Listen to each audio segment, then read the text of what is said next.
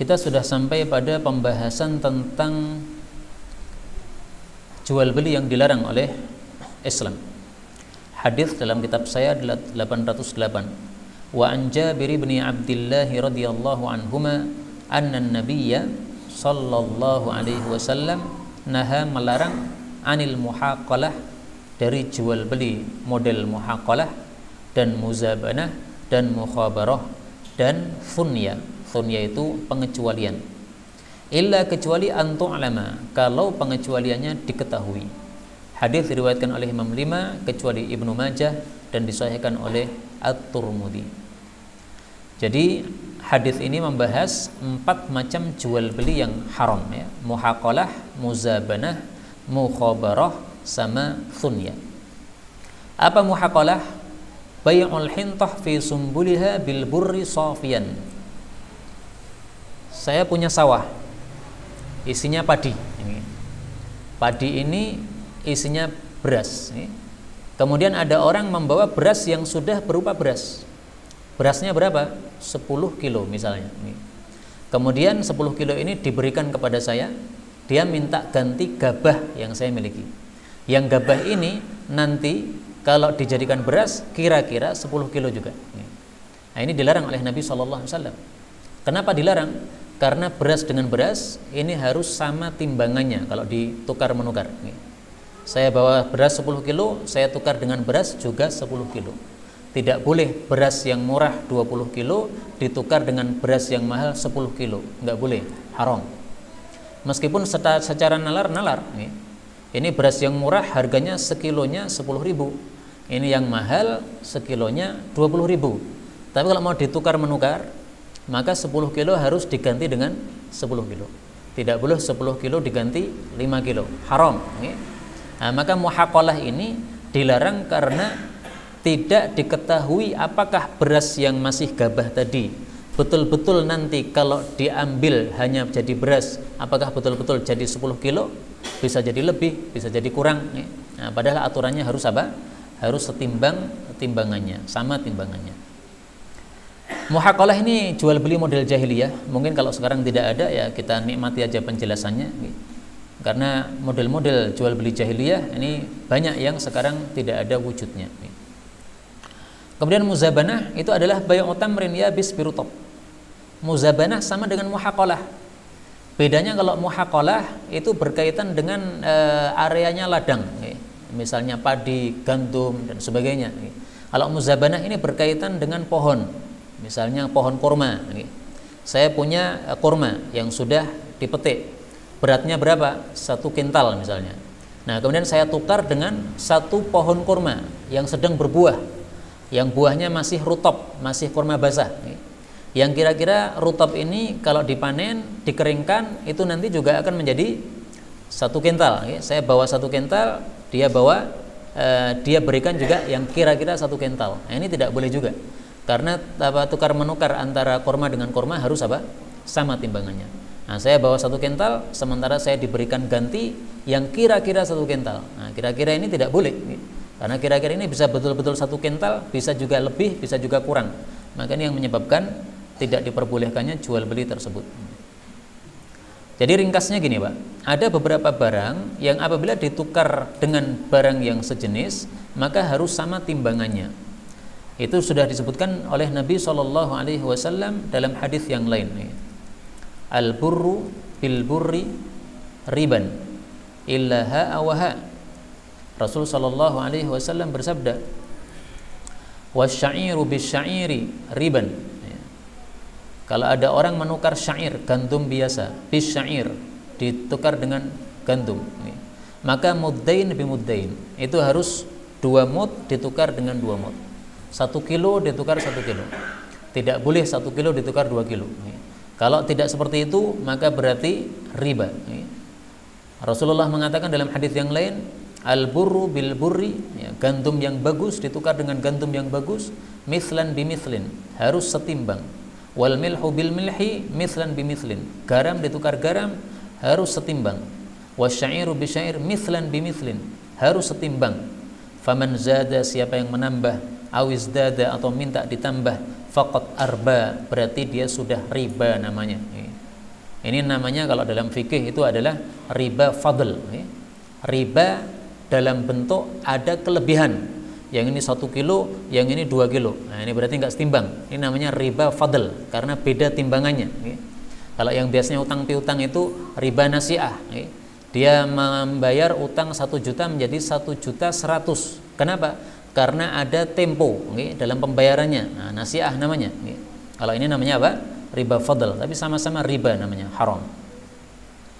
Kemudian mukhabarah itu adalah i'ta'ul malik ardahu lil ghair liyazra'aha ala hissatin syai'atin dan seterusnya. Jadi mukhabarah itu adalah saya punya sawah dikerjakan oleh seseorang, nanti hasil yang upah untuk si pekerja ini adalah dari hasil sawah tadi. Itu dilarang oleh Nabi SAW. Kenapa dilarang? Karena zaman dulu cara memberikan upahnya tidak jelas berapa. Jadi misalnya sawahnya 1 hektar digarap oleh A, kemudian diparuh. Ini yang bagian selatan, nanti hasilnya untuk yang bekerja. Ini yang bagian utara separuhnya, ini hasilnya nanti untuk yang pemilik tanah. Nah, seperti ini tidak jelas. Karena bisa jadi yang selatan nanti rusak semuanya kena banjir, sementara yang utara aman karena yang utara ini lebih jauh dari sungai. Biasanya sungainya meluap. Kalau sungainya meluap dia akan mengenai yang bagian selatan, akan rusak semuanya. Misalnya begitu. Ini yang diharamkan oleh Nabi SAW. Jadi haramnya karena apa? Karena spekulasi, bisa untung bisa rugi. Kalau yang utara ini rusak, berarti saya pemilik tanah rugi, nggak dapat apa-apa. Kalau yang selatan ini rusak, maka berarti pekerja rugi, nggak dapat apa-apa. Diperbolehkan membayar dengan hasil dari tanaman tadi apabila hasilnya jelas. Misalnya kesepakatan, nanti hasilnya berapapun kita bagi berdua, separuh untuk antum, separuh untuk saya. Nah, ternyata hasilnya 2 kintal. 1 kintal dikasihkan pemilik tanah, 1 kintal dikasihkan kepada yang bekerja. Nah, ini jelas 50%, 50%, nggak ada masalah, boleh. Demikian juga kalau dibayar dengan upah, boleh. Antum bekerja menggarap sawah saya 1 bulan berapa? 1 bulan 1 juta, nggak ada masalah. 1 bulan saya bayar 1 juta. Nah, jelas pekerjaannya, jelas upahnya. Tapi kalau yang tadi itu nggak jelas, bisa jadi untung, bisa jadi rugi. Kalau yang contoh yang kedua tadi, kalau semuanya hasil dikumpulkan kemudian baru dibagi 2, nah ini juga adil. Kalau hasilnya sedikit berarti rugi bareng. Kalau hasilnya banyak, nah berarti untung bareng. Nah, ini adil, nggak ada masalah. Maka ringkasnya mukhabarah ini dilarang apabila terjadi gharar, apabila terjadi spekulasi. Kemudian thunya, pengecualian. Nah, ini termasuk jual beli jahiliyah yang mungkin sekarang juga nggak ada. Orang Arab punya satu pohon, satu kebun isinya misalnya pohon kurma. Dia mengatakan, kebun saya ini saya jual, kecuali 3 pohon kurma tidak saya jual. Nah, kecuali yang mana nggak jelas. Ternyata kecuali ini dikecualikan 3 yang pohon kurma yang paling mewah, yang hasilnya paling mahal, sementara yang lain-lainnya adalah pohon kurma yang biasa.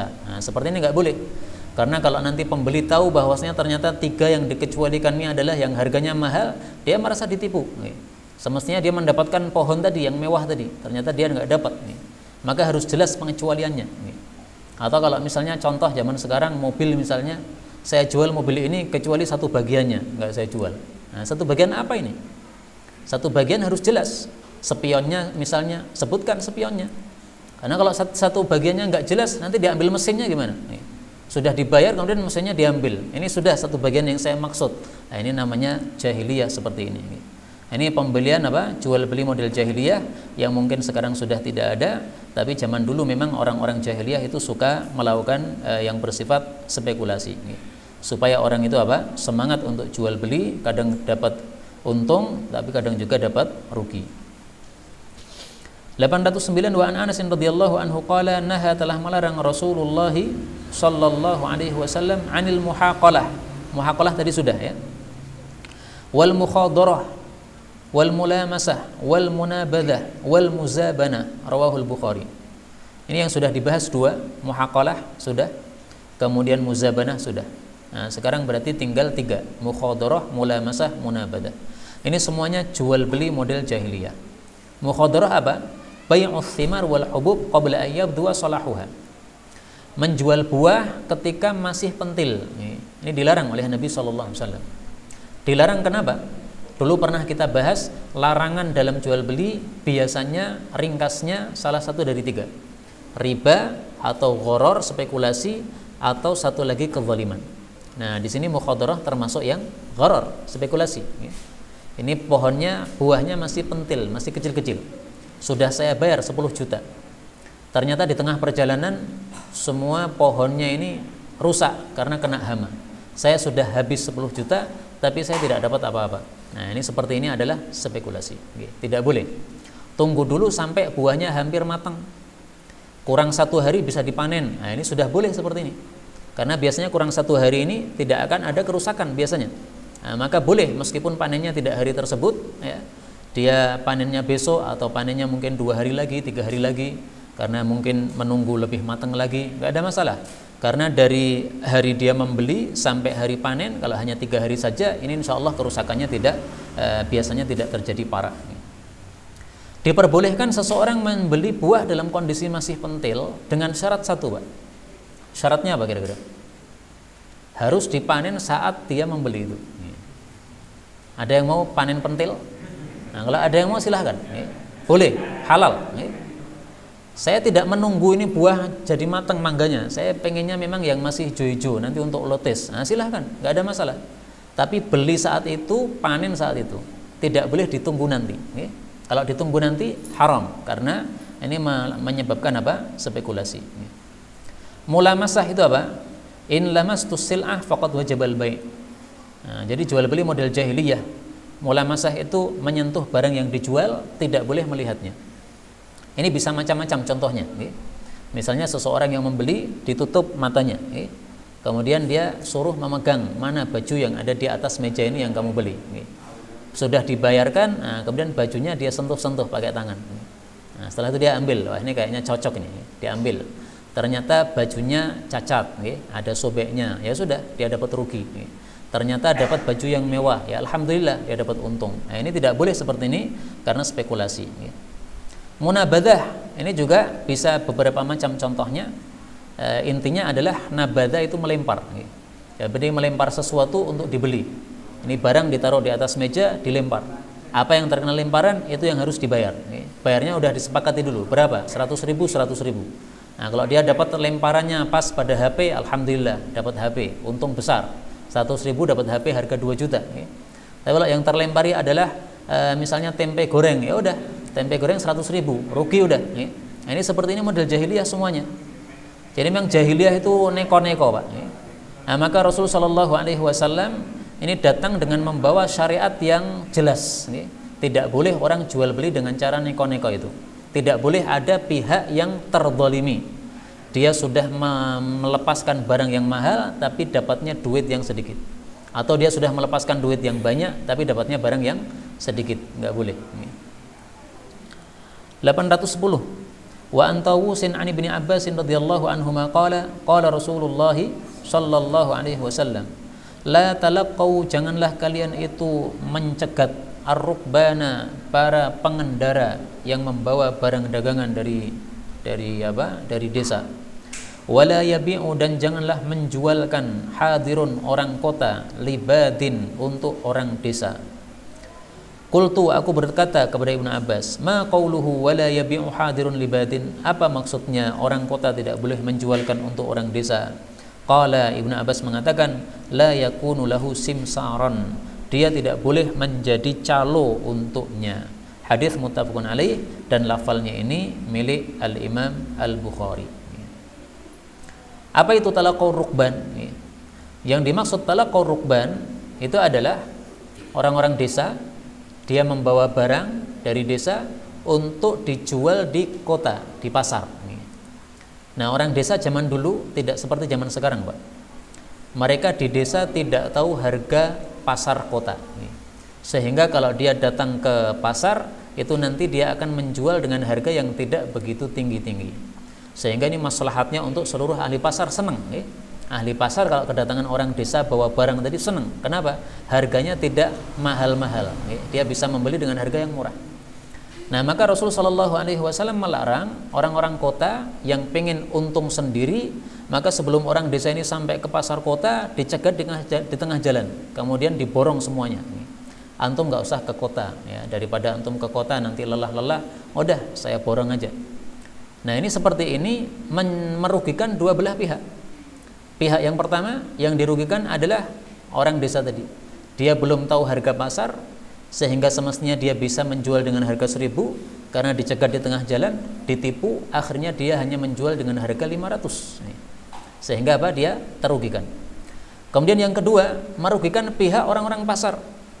Kalau ini orang desa dibiarkan turun, nanti mereka orang-orang pasar dapat harga murah. Tapi gara-gara sudah diborong oleh orang kota tadi, dia jual sampai ke kota dengan harga yang tinggi atau harga yang normal, yang biasa. Maka orang-orang kota tidak jadi mendapatkan harga yang murah. Maka ini memadharati dua belah pihak. Memadharati si pihak orang desa dan juga memadharati pihak orang pasar. Nah sekarang pertanyaan, zaman sekarang orang desa kira-kira sudah tahu harga pasar kota apa benar? Sudah nggih? Mungkin pakai internet dan sebagainya, paham?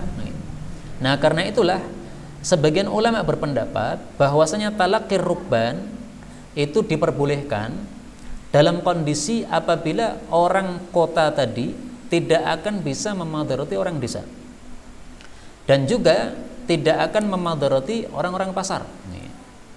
Tapi ini tampaknya tidak mungkin, karena orang desa kalau dia itu meskipun dia sudah tahu harganya, harga kota berapa, sehingga dia tidak mungkin tertipu. Tetapi kalau diborong oleh orang-orang kota ini, nanti mereka akan menjualnya dengan harga yang lebih tinggi, karena kan lewat tangan kedua kan. Nah, kalau dibiarkan orang desa yang menjual sendiri, maka dia masih tangan pertama, sehingga ngambil untungnya tidak begitu banyak. Karena itu ringkasnya pendapat yang kita pilih adalah tetap tidak boleh mencegat orang-orang desa ini meskipun orang desa sudah mengetahui apa? Harga kota. Karena sebab dilarangnya dua tadi. Sebab pertama, engkau bisa menipu orang desa, maka jangan engkau lakukan, mencegat ini.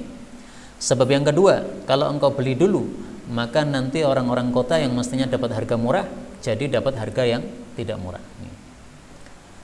Kemudian yang kedua yang dilarang oleh Nabi SAW adalah wala yabi'u hadirun libadin. Nah, ini hampir mirip dengan yang pertama tadi. Bedanya, kalau ini orang desa, dia membawa barang dari desa ingin ke pasar kota. Kemudian ada orang kota yang menjualkan. Daripada antum lelah-lelah menjual, saya saja yang menjualkan. Saya lebih paham harga pasar. Kalau antum menjual sendiri, maka nanti antum mendapatkan harga yang tidak bisa harga yang tinggi. Kalau saya, karena saya orang kota, paham harga kota, saya bisa jual dengan harga yang lebih baik lagi. Nah, maka nanti dibagi hasilnya, sebagian untuk si pembawa dagangan, sebagian untuk apa? Calonnya ini. Ini juga dilarang oleh Nabi SAW. Sebab dilarangnya apa? Sebabnya karena akan merugikan pihak orang-orang pasar. Yang semestinya orang pasar bisa mendapatkan harga yang murah karena langsung dari tangan yang pertama, tapi gara-gara ada calo, maka harus ada laba yang dibagi dua, sehingga harganya jadi lebih mahal. Karena itu ringkasnya Rasul SAW melarang seseorang mementingkan kepentingan dirinya sendiri dan mengalahkan kepentingan orang banyak. Kalau kita biarkan ini ada orang desa dicalokan oleh orang kota, maka kepentingannya untuk dua orang ini saja, supaya mendapatkan harga yang harga yang tinggi. Tapi kalau kita biarkan orang itu jualan sendiri, tidak dibantu, maka ini maslahatnya untuk seluruh orang-orang pasar, semuanya mendapatkan harga yang murah. Maka kaidahnya mengatakan apa? Al maslahatul ammah muqaddamatun ala al maslahatil khassah. Maslahat umum harus didahulukan daripada maslahat khusus. Kalau ada maslahat umum, maka jangan sampai terkalahkan gara-gara untuk mendapatkan maslahat yang khusus atau maslahat yang kecil. Meskipun ini simsar ini, calonnya ini tidak mengambil untung, sama aja nggak boleh. Misalnya saya punya saudara orang desa, saya menjualkan, meskipun saya tidak ambil untung. Saya mengatakan daripada antum jual sendiri, nanti antum harganya terlalu murah, saya jualkan saja, nanti harganya lebih baik insya Allah. Saya tidak mau ambil untung, saya sudah kaya, saya cuma membantu saja. Tetap tidak boleh. Maka kata Imam Bukhari, simsar ini tidak harus pakai ujroh, tidak harus pakai upah. Mau pakai upah, mau tidak pakai upah, tetap dilarang oleh Nabi SAW. Kenapa? Sebabnya tadi, kalau engkau membantu orang desa yang menjualkan tadi, dia dapat harga yang baik, tetapi ini maslahat untuk dia saja. Sementara kalau dia dibiarkan menjual dengan harga yang murah, ini masalahnya untuk orang-orang pasar semuanya. Wallahu a'lam bissawab. Inilah yang dapat kita pelajari pada malam hari ini. Benarnya dari Allah Ta'ala, dan apabila ada salahnya, fa astaghfirullahal azim li wa lakum.